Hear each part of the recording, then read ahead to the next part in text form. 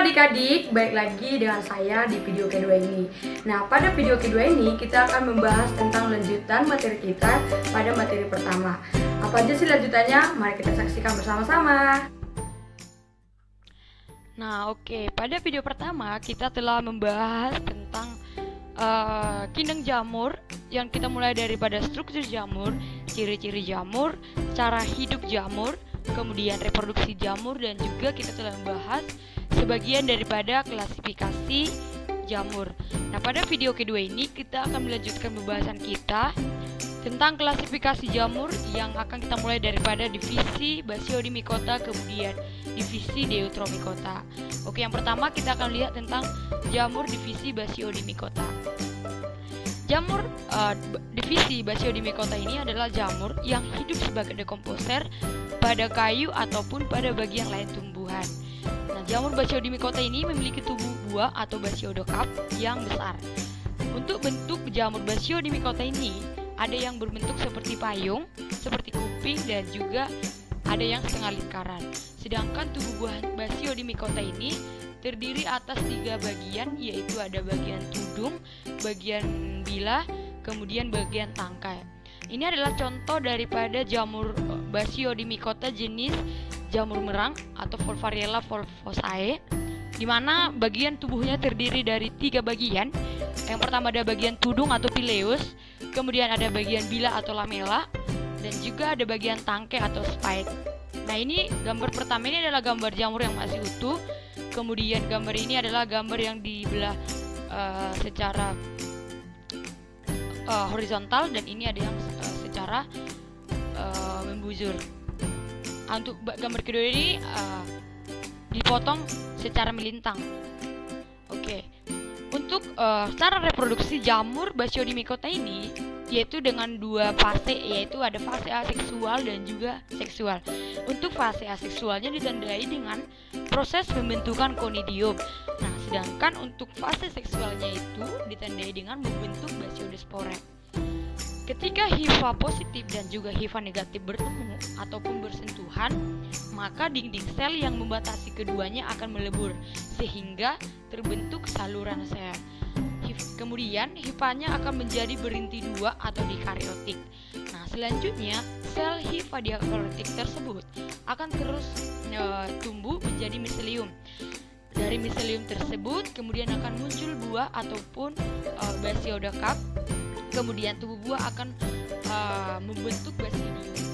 Nah, di dalam basidium ini inti yang haploid tersebut akan melebur menjadi satu inti diploid. Kemudian inti diploid akan membelah secara meiosis dan menghasilkan 4 badispora haploid. Ini adalah gambar daripada fase aseksual dan juga fase seksual jamur divisi Basiodimycota. Sedangkan ini adalah gambar beberapa gambar contoh jenis jamur Basiodimycota. Yang pertama ada seperti gambarnya, yaitu seperti tudung, maka jamur ini adalah jamur berkerudung. Kemudian ada gambar kedua jamur merang, ini umum kita jumpai. Kemudian ada jamur amanita dan juga jamur kuping. Maaf, ini salah, harusnya ini D, jamur kuping ya. Nah, jamur kuping ini juga sering kita jumpai. Jamur kuping hidup di contohnya pada pohon yang sudah tua tapi permukaannya lembab. Biasanya jamur ini ketika hujan turun biasanya akan tumbuh di permukaan batang yang tua ataupun batang yang sudah mati. Selanjutnya peranan Basiodimycota. Nah, ini adalah jenis-jenis daripada jamur Basiodimycota serta peranannya. Yang pertama ada jamur merang atau Volvariella volvosae, itu berperan sebagai bahan makanan. Yang kedua ada Auricularia polytricha, merupakan nama ilmiah daripada jamur kuping, yaitu berperan sebagai saprot pada batang kayu yang tadi. Kemudian juga bahan makanan atau sayur. Ini jamur kuping ini sangat umum dimakan. Kemudian ada jamur Corticulum salmonella atau jamur upas, ini menghasilkan racun, jadi tidak bisa untuk dikonsumsi. Kemudian ada jamur Trichotoma sp, itu berperan sebagai parasit pada daun teh. Nah, selanjutnya kita akan lihat jamur dari divisi mycota. Nah, jamur ini juga disebut sebagai Inverpecti. Nah, kebanyakan jamur divisi Deuteromycota ini merupakan organisme parasit atau organisme yang hidup pada sel inang lainnya. Kemudian bereproduksi dengan cara aseksual, yaitu dengan membentuk conidium. Untuk peranan daripada jamur Deuteromycota ini itu umumnya menghasilkan racun. Contohnya adalah jamur Cladosporium sp yang parasit pada buah dan juga sayuran. Kemudian ada jamur jenis Epidormiton flocosum, yaitu penyebab penyakit kaki pada kulit manusia. Kemudian ada jamur Deuteromycota, contohnya Microsporum, yaitu penyebab penyakit kurap. Nah, jadi divisi Deuteromycota ini umumnya adalah bersifat parasit. Nah, ketika dia parasit, otomatis akan sangat merugikan daripada sel inangnya sendiri. Ini adalah gambar daripada kaki, di mana pada kaki ini terdapat jamur Epidormiton yang menyebabkan penyakit pada kaki. Nah, kita bisa lihat daripada kuku daripada kaki ini yang bentuknya kuning. Nah, di sini terdapat jamur Epidormiton penyebab penyakit kaki. Selanjutnya kita akan melihat jamur daripada kelas kita akan melihat tentang peranan jamur. Yang pertama, peranan jamur itu ada yang bersifat menguntungkan dan juga ada yang merugikan. Nah, ini sangat umum.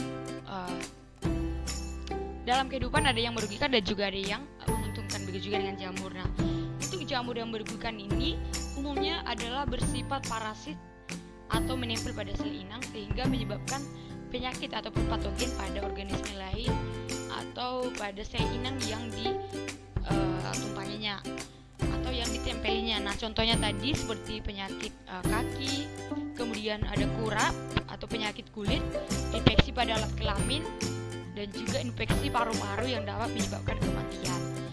Beberapa jamur menyerang tanaman pangan dan juga menyebabkan racun bagi manusia yang mengonsumsinya. Jadi ada sebagian jenis daripada jamur yang menempel pada tanaman pangan atau ya tanaman yang dimakan oleh manusia. Nah, ketika jamur tersebut menempel di contohnya tumbuhan tersebut dan kemudian dikonsumsi oleh kita, nah itu akan menyebabkan racun bagi tubuh kita. Nah, contohnya adalah jamur Clavices purpurea dari divisi jamur Ascomycota yang dapat menyebabkan penyakit pada perbungaan tanaman gandum.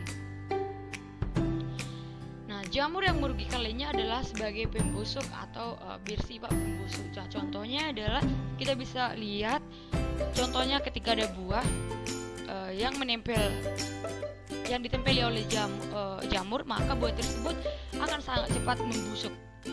Nah, pada sebuah penelitian ditemukan senyawa etilen pada jamur sebagai salah satu hormon yang mempercepat pematangan buah.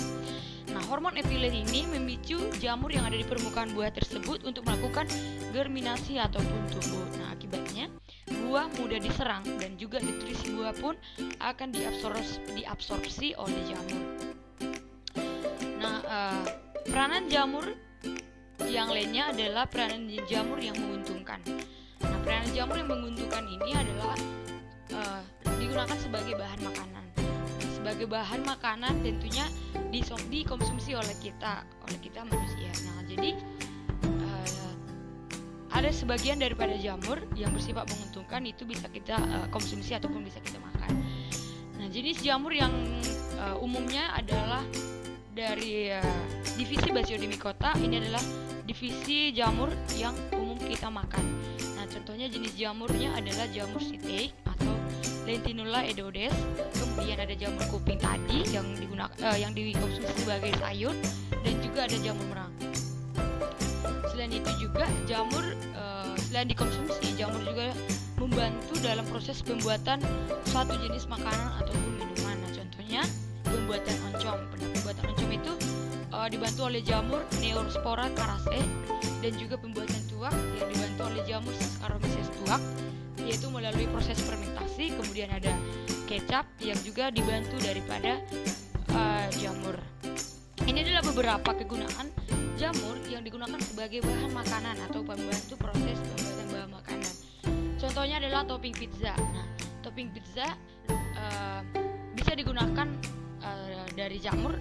Jamur yang digunakan adalah jamur kancing, kemudian portobello dan juga porcini. Kemudian ada jamur crispy, botok jamur, tahu isi jamur, sate jamur, kemudian koloke jamur tiram. Nah, ini semua jenis olahan makanan ini menggunakan jamur tiram. Kemudian ada pembuatan kecap, yaitu dengan menggunakan bantuan daripada jamur Aspergillus oryzae.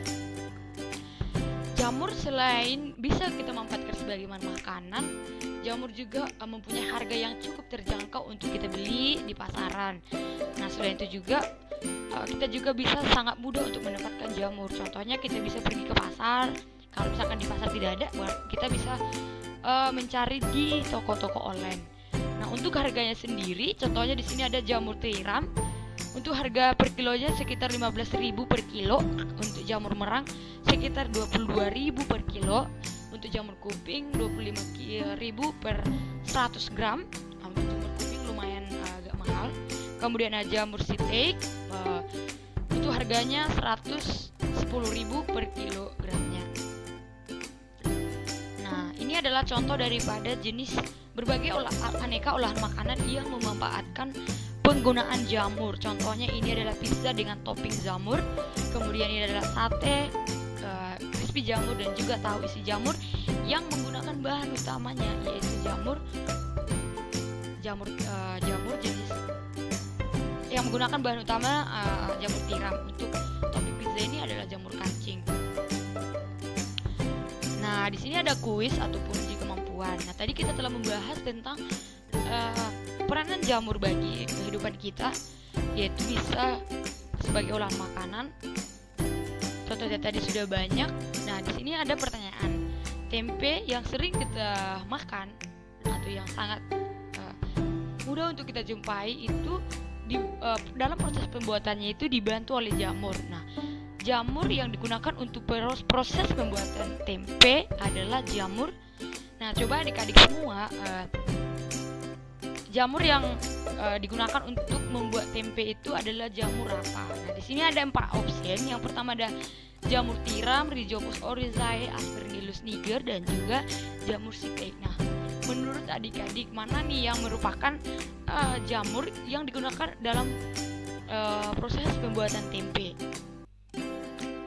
Oke, kita coba untuk melihat jawaban daripada jamur tiram. Oh, salah, berarti bukan jenis jamur tiram ya adik-adik yang digunakan untuk membuat tempe. Yang kita lihat yang ini Aspergillus oryzae niger. Salah juga, berarti bukan jamur tiram dan juga Aspergillus niger. Kita coba lihat Rhizopus oryzae. Oke, benar, berarti jamur yang digunakan untuk membuat tempe adalah Rhizopus oryzae. Sedangkan jamur sitek, coba kita lihat, salah juga. Nah, jadi berarti jamur yang digunakan adalah jamur Rhizopus oryzae dalam pembuatan proses pembuatan tempe. Jadi besok-besok ada yang udah tahu ya, ketika adik-adik melihat tempe, berarti jamur yang ada di dalam tempe tersebut adalah jamur Aspergillus oryzae. Oke adik-adik, kita lanjut. Peranan jamur sebagai bahan obat-obatan. Selain untuk makanan, jamur juga digunakan sebagai obat-obatan. Contohnya adalah jamur jenis Penicillium notatum sebagai antibiotik. Nah, kita tahu sendiri bahwa antibiotik itu adalah golongan daripada senyawa baik yang bersifat alami maupun buatan yang mempunyai efek menekan atau menghentikan suatu proses biokimia di dalam organisme. Nah, antibiotik yang dihasilkan oleh jamur Penicillium notatum ini adalah penicillium. Nah, jadi jenis jamurnya adalah Penicillium notatum, sedangkan antibiotik yang dihasilkan adalah Penicillium. Jangan sampai terbalik ya adik-adik. Penicillium ini mampu untuk mengatasi penyakit infeksi yang disebabkan oleh bakteri ataupun virus. Nah, cara kerjanya yaitu dia menghambat sintesis dinding sel bakteri patogen. Jadi Penicillium ini akan menghambat proses sintesis dinding sel bakteri patogen di dalam tubuh kita.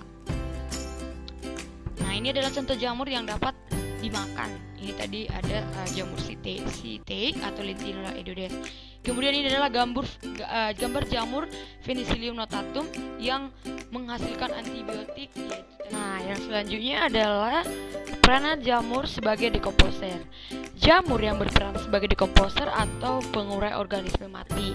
Peranannya sebagai dekomposer ini mampu mempertahankan persediaan nutrien organik yang sangat penting bagi pertumbuhan tanaman.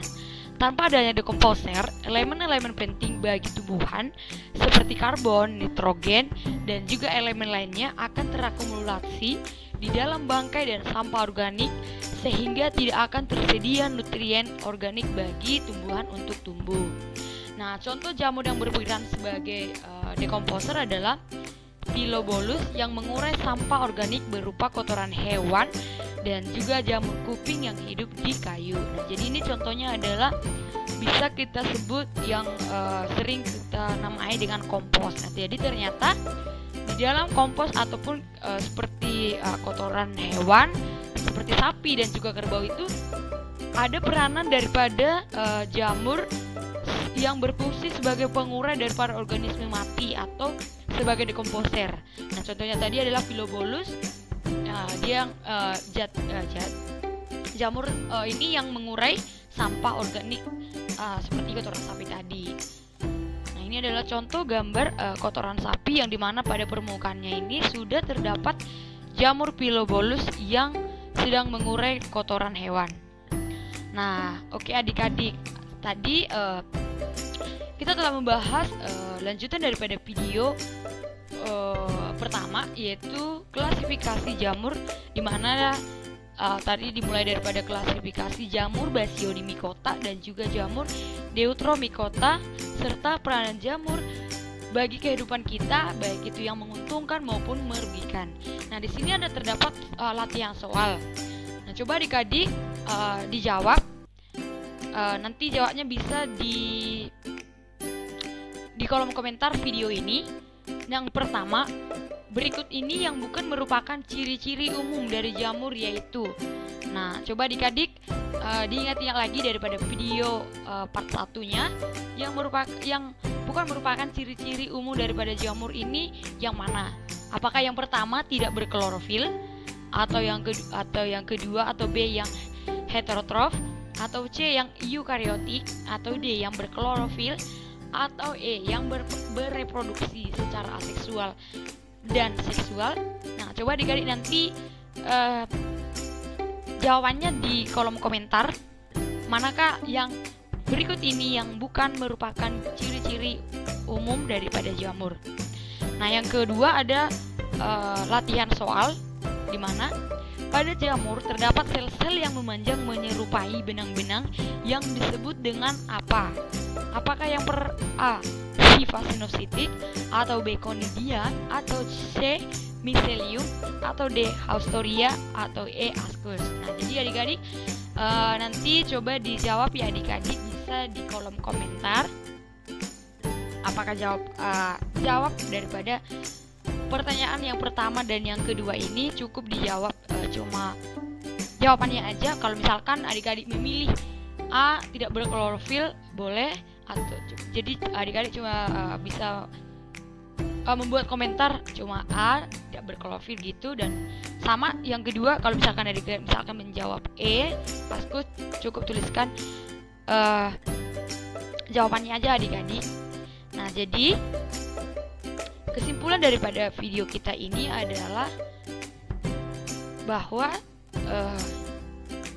jamur merupakan organisme yang hidupnya bisa parasit, bisa juga tidak parasit. Nah, sebagian jamur ada yang terdiri daripada sel uniseluler dan juga ada yang sel multiseluler atau banyak sel. Nah, untuk cara perkembangan jamur melalui dua cara, yaitu secara reproduksi aseksual dan juga reproduksi seksual. Nah, untuk cara hidupnya sendiri, jamur bisa hidup di tempat-tempat lembab, bisa hidup contohnya di permukaan tanah, kemudian di batang yang sudah mati. Kemudian ada juga contoh jamur di mana jamur daripada Citriodium-micota itu contohnya kemarin di video part satunya, dia hidup di akuatik ataupun air yang menempel pada organisme lain atau parasit pada organisme lain. Nah, untuk klasifikasi jamur itu ada 5, yaitu klasifikasi jamur Citridiomycota, kemudian Zygomycota, kemudian divisi Ascomycota, dan ada divisi Basidiomycota dan juga Deuteromycota. Nah, tetapi adik-adik, umumnya hanya cuma 4 doang. Seperti pada buku-buku lain hanya cuma menuliskan 4, tapi sebenarnya ada 5. Pada buku-buku lain hanya menuliskan 4, yaitu jamur Zygomycota, Ascomycota, Basidiomycota, dan juga Deuteromycota. Nah, jadi untuk peranannya jamur sendiri ada yang bersifat merugikan. Kenapa bersifat merugikan? Ketika jamur itu parasit pada sel inang, otomatis sel inang tersebut akan rugi. Karena jamur tersebut menempel pada sel inang, otomatis zat makanan yang diserap dari jamur itu berasal dari daripada sel inangnya. Nah, sehingga sel inang tersebut akan mengeluarkan contohnya zat-zat dalam tubuhnya yang diserap oleh jamur. Kemudian ada jamur yang menguntungkan, di mana tadi bisa digunakan sebagai bahan makanan, contohnya pada topping pizza, aneka makanan sayuran, olah-olahan sayuran, dan juga digunakan sebagai bahan obat-obatan, contohnya tadi sebagai antibiotik, dan juga sebagai dekomposer pada kotoran-kotoran hewan dan juga lainnya. Nah, jadi adik-adik, sekian video yang bisa saya sampaikan. Semoga bermanfaat, tetap semangat untuk belajar, dan jangan lupa untuk jawabannya dituliskan di kolom komentar video ini.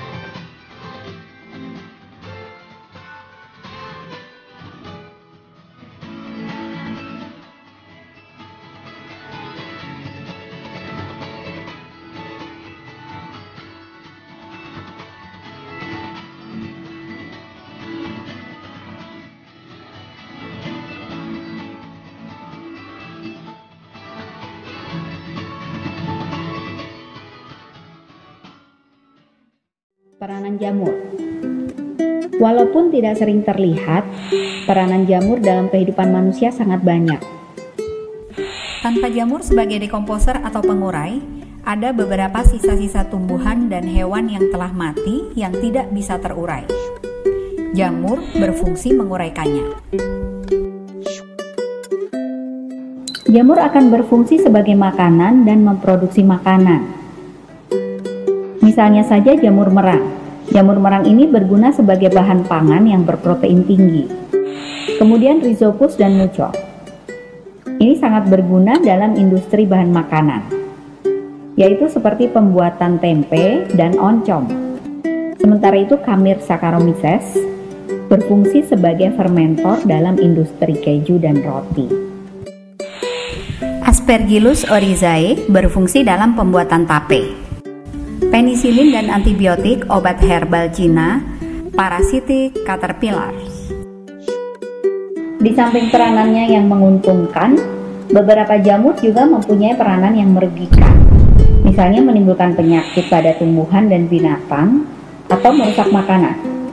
Contohnya, Pythium sebagai hama bibit tanaman yang menyebabkan penyakit rebah semai. Phytophthora infestan menyebabkan penyakit pada daun tanaman kentang. Saprolegnia sebagai parasit pada tubuh organisme air. Candida penyebab keputihan dan sariawan. Nah, jadi adik-adik, sekian daripada video dari saya. Semoga bermanfaat untuk adik-adik. Tetap semangat belajar dan juga tetap jaga kesehatan. Sampai bertemu di kesempatan berikutnya. Dah.